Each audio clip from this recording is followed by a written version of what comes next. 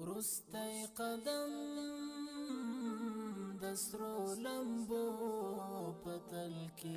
السلام علیکم ورحمة الله وبرکاته. مغفرته. محترمینو محترمو پوښتنه کړې ده چې ښځه چې کله جنبه شي یا په غسل شي ودلې کوسۍ خلاصول ضروري دي او که یا محترمه د ښځې د سر د ویښتانو که چیرې ودلې وو او کوسۍ یې جوړې کړې وې نو د دغه کوسیو خلاصول نه دی ضروري بلکې د دغه ویښتانو بیخو ته اوبه رسول کافي او ضروري دی.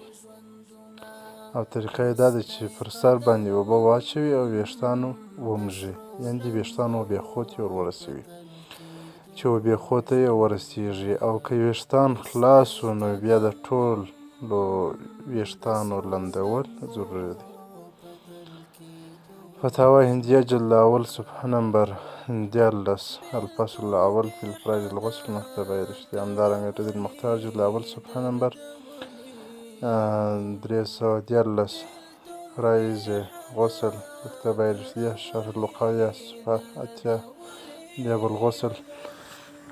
الهدایه جلد اول صفحه نمبر 130 فصل فی غسل مکتبه حبیبیه. فتاوی دارالعلوم دیوبند جلد اول صفحه نمبر 1.5. همدارنګه فتاوی رحمانیه جلد اول صفحه نمبر 301.